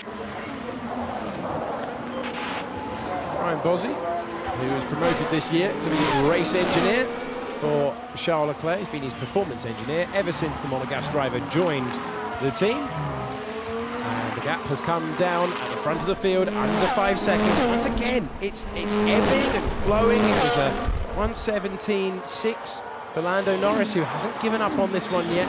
1:18.1 for Max Verstappen. Wonderful to see the management phase disappearing, pushing all the way around this circuit, and it will be pushing all the way around 2.8 miles, 4.6 kilometers. Last year, Max Verstappen was in a league of his own around here. Formula One has caught up in the shape of McLaren, in the shape of Mercedes, Ferrari, not as competitive. And if you have just tuned in, we're going to see a move now for Daniel Ricciardo. You might think, oh, they're in the same positions that they left the grid. That tells none of the story. They've been fighting all the way through. They've had to call the strategy the right way. And as Daniel Ricciardo at least improves his position, albeit only to 16th, he's also on that hard tyre, but it is a fresher one. 14 laps he's been on that tyre compared to 27 that Magnussen has run. It's now incremental gains for Lando Norris and Max Verstappen. Told to push, has pushed, and we're looking at the other Red Bull. This is Sergio Perez, came into today's race in 5th position in the championship, a point behind Carlos Sainz, but will be outscored by Sainz, who's running in 6th place, now 3.6 seconds behind his teammate Charles Leclerc. And the gaps are fairly static as we move into the latter stages of the Spanish Grand Prix. While we're focusing up and down the order, Gasly in 8th will be a best finish of the season for him. Perez having the easiest time across the weekend. Will return to the points after retiring from the Canadian Grand Prix. Goes the long way round, lapping the Williams. Williams just, again, weekend to forget. Didn't expect the car to work well. I don't think they expected the car to be where it has been, which has looked slowest on pace if you consider that Yuki Tsunoda is still trying to calibrate an update, and Logan Sargent was the last car on the grid. Alex Albon starting from the pit lane. And Max Verstappen, here is our race leader. Sometimes when he's out front we don't check in too often with the Dutch driver, 26 years of age, going in search of victory number 61 at the venue where he scored his very first, a landmark day when he became the youngest ever winner in Formula One history.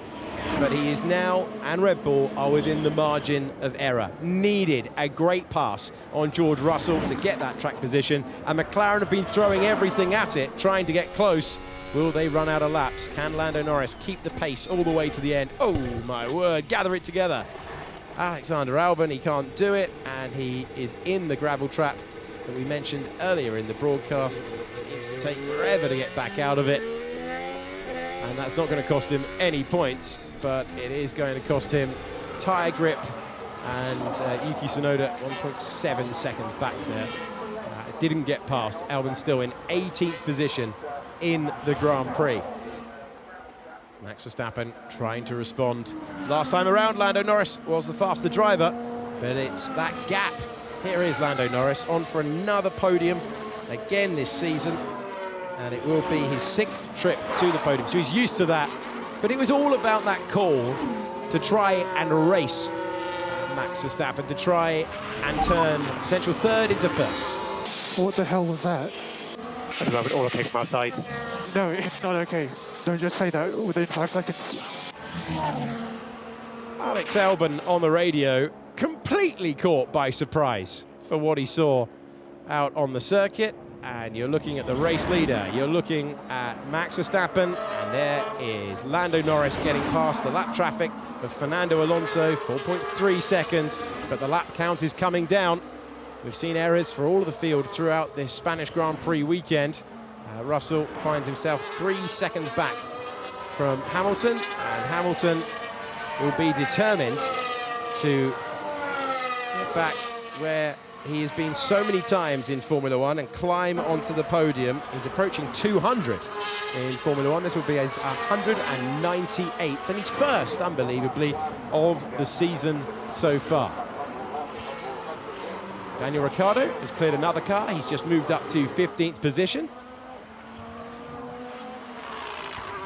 Lap 61 of 66, and we are in a holding pattern to the end of this Grand Prix by the looks of things.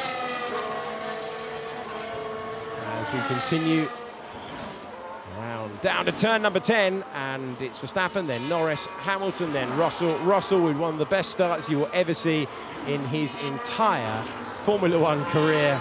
He would have wanted it to count for the very least, he would have wanted it to count for a podium today. I just wonder if I could bring in Ruth Buscombe, who is watching on. Ruth, from a strategist's point of view, what have you made of the race today? Well, you know, it was an interesting one. In the end, it was definitely in that two-stop window. It looked like it was kind of on the bubble at the start of the race, and it was that undercutting two-stop that is so key round here. Lando choosing, after having the kind of being boxed in turn one, right at the very start, losing the lead, opting to extend, to try and build a tyre advantage. The Germany situation, those McLarens love to try. Today, they weren't able to make positions by doing it, but the McLaren is fast enough that the positions that he lost, they're able to recover on track by just being quicker than the Mercedes and indeed the Ferraris today. Thank you, Ruth. Fantastic to have Ruth with us all the way through the season, especially on a day like today where it's really in the balance and the teams were forced with a choice. No more dreary one stop, you had to get things right, and we might have ended up with them in grid order apart from Max Verstappen out front, Hamilton where he started, Russell where he started, Leclerc, guess what, where he started, same applies to Carlos Sainz. But the key change, or did we expect it? It all came down to that start where Lando Norris was not able to close the door on Max Verstappen. Oh, he tried to do it. He had him on the grass at one point. Race control looked at it, but didn't go to a full investigation. It has been a great tussle all the way through. How wonderful if you're a McLaren fan, if you're a Lando Norris fan, to hear him say, I don't want to cover off the podium places. I want to fight for the win. It looks like he's going to fall just short, but he's pushing all the way to the end. 0.3 of a second faster last time around. And McLaren, it's been a long road back. They haven't been on the podium here since Lewis Hamilton and Jenson Button were on the rostrum back in 2011. They were second and third that day. Hamilton second, Button in third. So it's been a long time since McLaren can call themselves contenders. But on the evidence that we've seen, they really have been at the front of the field all the way through this season. Since they updated that car, it was a surprise podium for Norris in China. But ever since then, we've expected Lando to be in the conversation. And it was 0.7 of a second across the line in Imola. It's going to be under 4 seconds by the looks of things here at the circuit to Barcelona Catalunya, where on lap 63 of 66, an effort from the strategic side of the pit wall at McLaren is going to fall just short. But make no mistake, Max Verstappen and Red Bull are now within the margin of error. Absolutely everything matters. Every moment of brinkmanship. Think back to that move, that key move for the lead, where Max Verstappen had to get past George Russell, risked contact. You're talking centimetres between Verstappen having potential damage and Norris winning the Grand Prix. That is where the development of the cars has taken Formula One. Every Grand Prix in the balance, every single time we go racing. How great is that to say in 2024? Further down the order, I said that Russell is where he started and Charles Leclerc is where he started, but there is a tyre offset. There is a difference in compound and age of tyre life. 27 laps George Russell has been on that hard tyre. It is a soft tyre for Charles Leclerc, and he is getting closer to DRS range with enough time to make use of it. And George Russell, I don't think will be delighted with how things have panned out today. It'll get worse if Leclerc can get by and fight his way back into the positions that he's been used to. He's always been in the top 4 when he's seen the flag in Formula One 2024. Norris has got it down to 3 seconds, but we're on the penultimate lap of the race. And now George Russell is the driver we're looking at. He will just want a clean exit now. Try to stay outside of DRS range. Russell now about to go on to his penultimate lap because they're running behind Max Verstappen, who is at turn number 4. He's being harried all the way to the end. Last time around, Verstappen did a 1:19.0. Lando Norris still on maximum attack. Doesn't want to give him any breathing room all the way to the last corner of the last lap. It was a 1:18.2. Lando Norris just doesn't know when he's beaten in 2024, and he wants to try and force the error. But Verstappen has been there and done that. A winning story in Formula One that was started around this circuit back in 2016 when he became a Formula One winner at 18 years of age. Norris has got it down to 2.5 seconds as Red Bull try to coax it home. And I'm not trying to say anything about Max Verstappen or Red Bull at all, but we have seen Spanish Grand Prix decided on the last lap in mechanical failure. Mika Hakkinen will tell you that. Back in 2001, he ran out of juice, and DC had to give him a lift back to the pits, having seen Grand Prix victory slip through his fingers. We're on to the 66th and final lap. Max Verstappen has an advantage of 2.5 seconds. Lewis Hamilton has passed his teammate to stand on the podium, we think, for the first time this season. And so we need to resolve fourth place as we go on to the final 2.8 miles of this Grand Prix. Russell will want to be there at the very least for all of his efforts today, which started with one of the best starts you'll ever see, sweeping by into turn number 1. And Charles Leclerc has run out of the obvious overtaking opportunity. Can he turn it into a traction race late on? Russell has been on these hard tyres for 29 laps. Charles Leclerc has been on those soft tyres for 18. And this one's going to go all the way to the end. But if Russell can get his braking right into turn 10, he should be able to keep that Scarlet Ferrari at bay. You can see how much Charles Leclerc is pushing on, trying to take the place, trying to take fourth. And he's always been in the top 4. There's the lockup. For the monogas driver, it's going to cost him momentum, but you can see how much he's pushing all the way to the end, as is our race leader. Here he is, Max Verstappen, out of the final corner for the final time. He's been pushed all the way, but Max Verstappen wins once again in Formula One and takes the checkered flag in Spain. Hurried home by Lando Norris, who takes second place, 2.2 seconds at the checkered flag. Lewis Hamilton is about to climb on a Formula One podium for the first time this year, and there won't be much between 4th and 5th over the line, but it will be George Russell who keeps the Ferrari at bay by 0.3 of a second. And the contenders put on a show at the front. They needed good strategy. They needed to be smart on the pit wall. We saw some fine overtaking, but no matter what the story is, it does seem to have the same ending more often than not. For the 7th time this season, Max Verstappen has won the Grand Prix, and he's won once again in Spain, where his Formula One winning story began. He's beaten Norris, who gets the bonus point for fastest lap. Yeah, congratulations, mate. It was hard work, but yeah, you made that race for yourself, I think, down to turn 1, and the overtake on Russell 2 laps later. Nice job. Yes, nice. Oh, yeah, we're definitely not the quickest out there today, but we did everything well, strategy, so yes. Well done, Max. That was a brilliantly executed race. You made it count at the beginning with George making that move, and yeah, really well executed race. Well done. That was key. Not restricted at the Mercedes pace, able to look after the tyres, and it's that clear air that allowed him to manage the tyres at crucial moments as others played catch-up. P2, as you know, fastest lap. Yeah, it doesn't matter really, does it? I should have won at the start. The car was amazing, well done. Deserve more. Those are the terms in which we are fighting with in Formula One. Lando Norris is now disappointed with a podium finish. He expects to be winning Grand Prix. He's thinking 66 laps back to the start. What rich entertainment for everyone lining this circuit. But Max Verstappen is back in the phase of his career where he's trying to pull rabbits out of the hat. That's what he needs to do. Let's hear from Lewis Hamilton, heading to a podium. Get in there, Lewis. That's P3, bud. That was a real great drive, mate. Thanks, Bono. Great job, guys. Mega. What a great surprise to come here and get these points. We're making improvements. Let's keep pushing. We're nearly there. Lewis, that was quite some moves. Well done. Great to watch. Thanks, Toto. The whole gang back on the radio. Toto Wolff, Pete Bollington and Lewis Hamilton.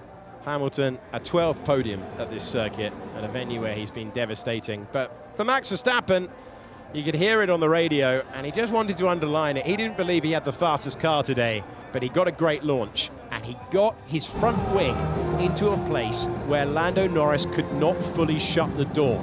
They might have opened that door to George Russell, but Verstappen's move on Russell means that he was able to look after the tyres, respond to what the charging McLaren could do, and for the 61st time at the venue where he began it all for Red Bull, Max Verstappen celebrates a victory, and you can see sometimes it's all a little bit easy and it's simply lovely on the radio. He's being chased home for every win that he takes at the moment.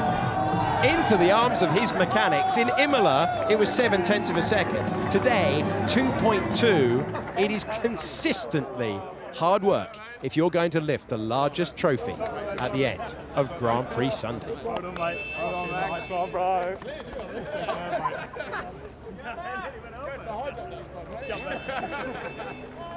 Smiles all around. A 7th win for Max Verstappen and an 106th podium finish, which ties the great Alain Prost and Fernando Alonso for 4th on the all-time list.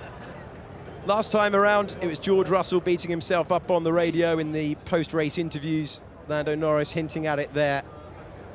It is tough before you get your run at the very front of the field to know the standards required, but there is just a relentless, consistent, rapid driver who was always going to be a special Formula One talent.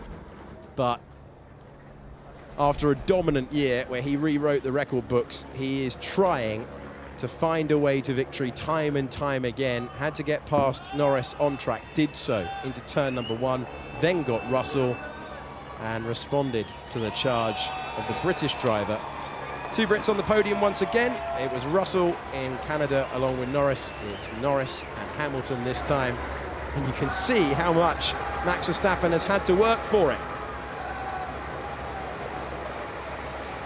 At a track where Verstappen took the championship lead after winning the 2022 Spanish Grand Prix and has never lost it since.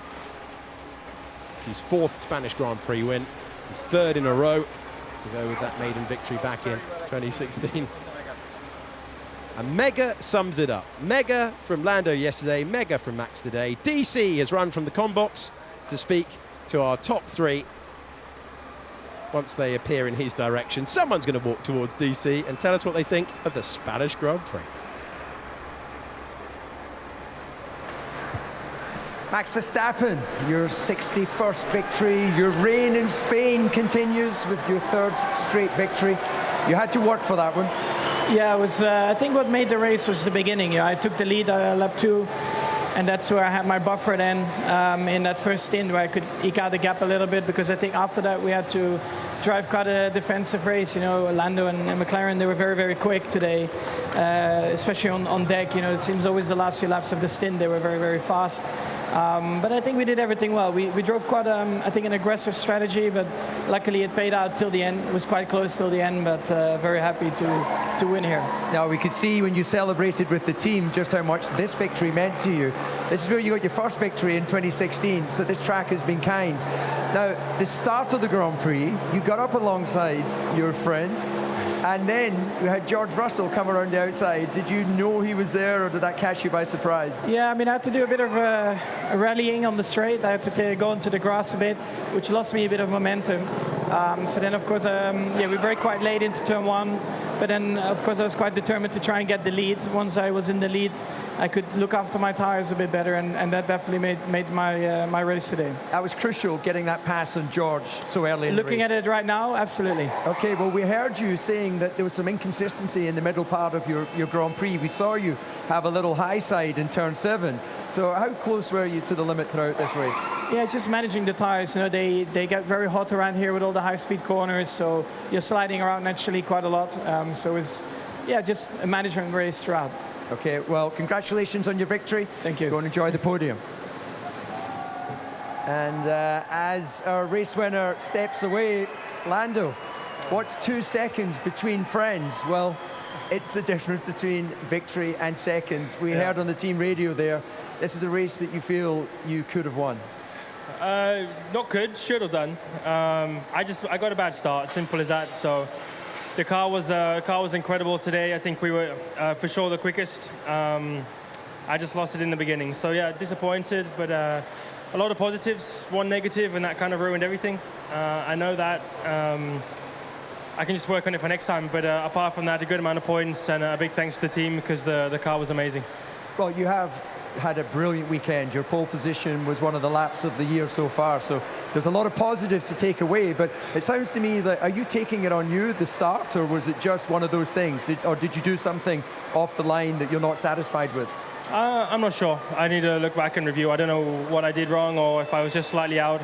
It was only a little bit to Max that I lost. It wasn't like he was completely alongside. It was more that George was on the outside and kind of had me over. So, yeah, no, fair play. Well done to Red Bull and Max. Another job done for them. But a shame that we lost it at the same time. So a bit frustrating, but we'll work on it for next time. Well, it's great that you're frustrated with the second, and you don't have long now to reflect on that before we go into what is the second of a triple header.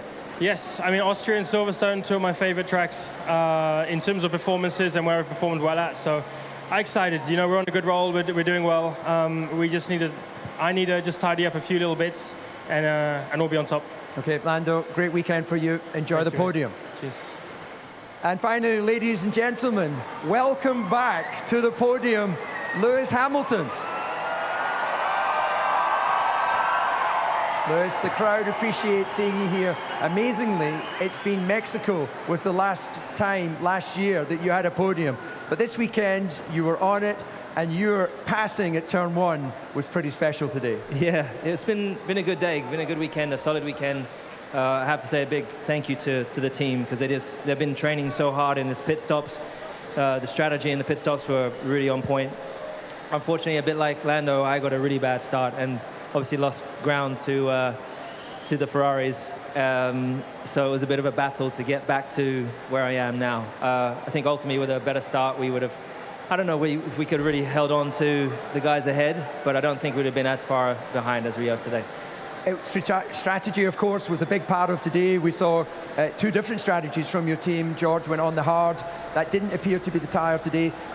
Were you driving that strategy decision to go with the soft tyre at the last stop, or was it just open play? That was the plan from the beginning.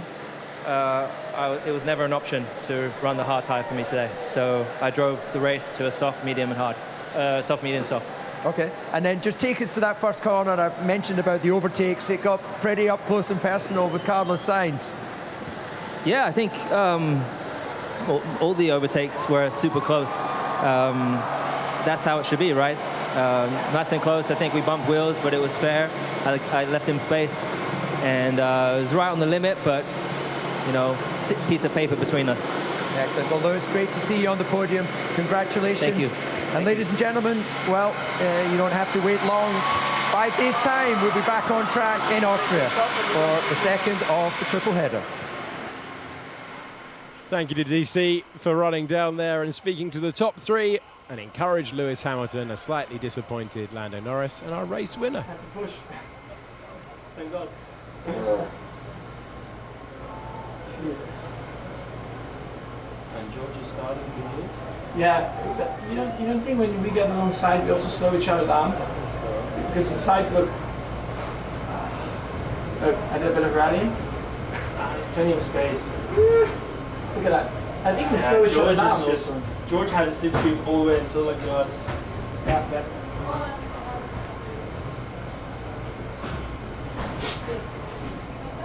Really wait for you.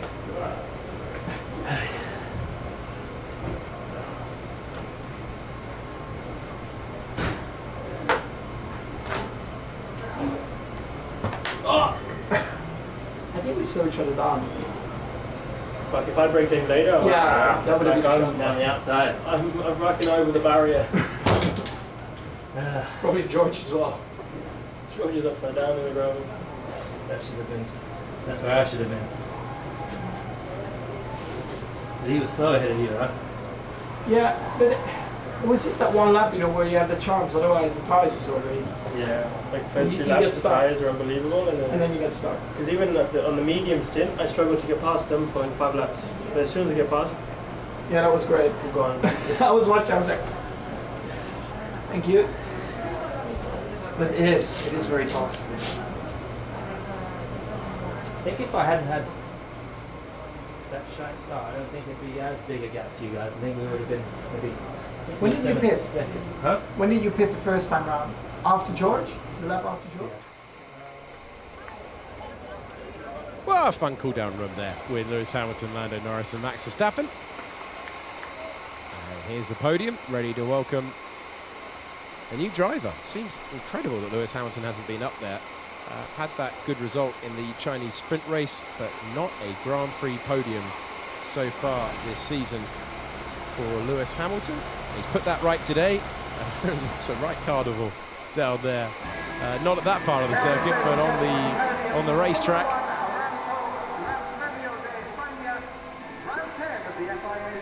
Well, Lewis Hamilton has waited for something that he's always achieved every season of his Formula One career, a podium finish, and he's back there again in Formula One. It's his first of the season, and he's 198th all-time. Lando Norris moves into second place in the Drivers' Championship. He's kicking himself for that start, but he's on the podium once again. And Norris finds himself on the podium for the 6th time. It's a 61st Grand Prix victory for Max Verstappen, who will hear his national anthem.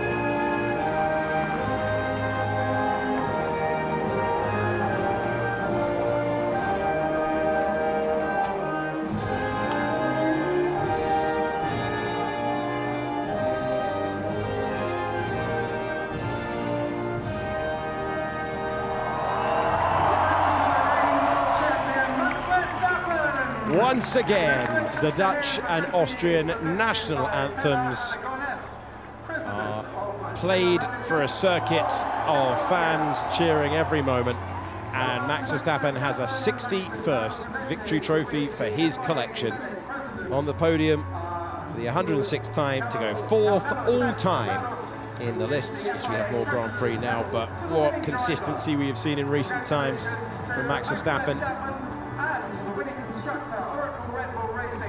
Third win of the Spanish Grand Prix in a row.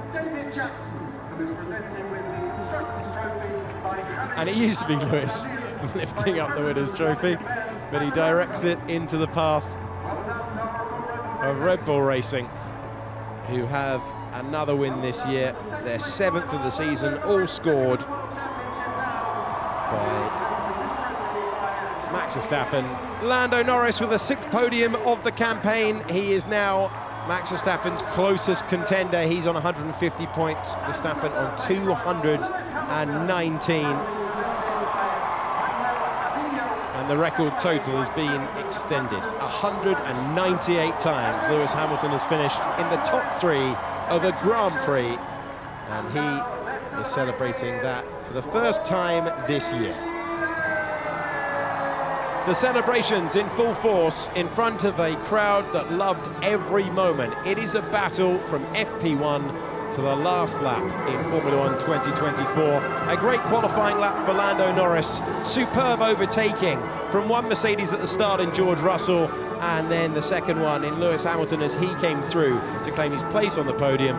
But when Max Verstappen hits the front of the field, he will relinquish that win.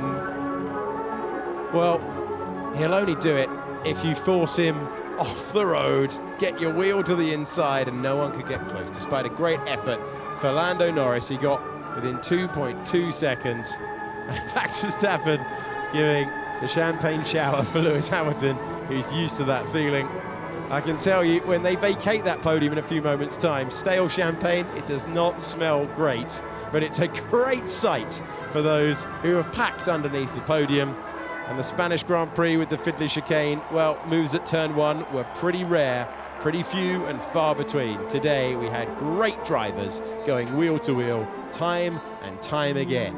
Hamilton finished where he started, so did Russell, so did Leclerc, so did Sainz. The change came on the front row.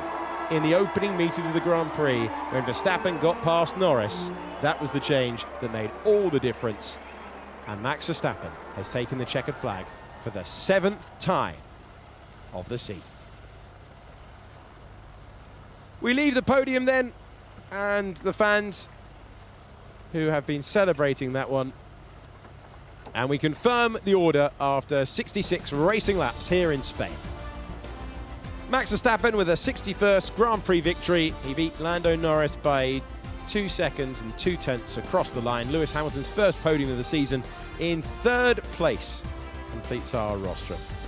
George Russell wasn't too far away, but was on the wrong tyre at the finish. Charles Leclerc got very close across the line, 0.3 of a second for him, and then it was Sainz in 6th at his home race. Piastri improved to 7th place, up 2 places from where he started.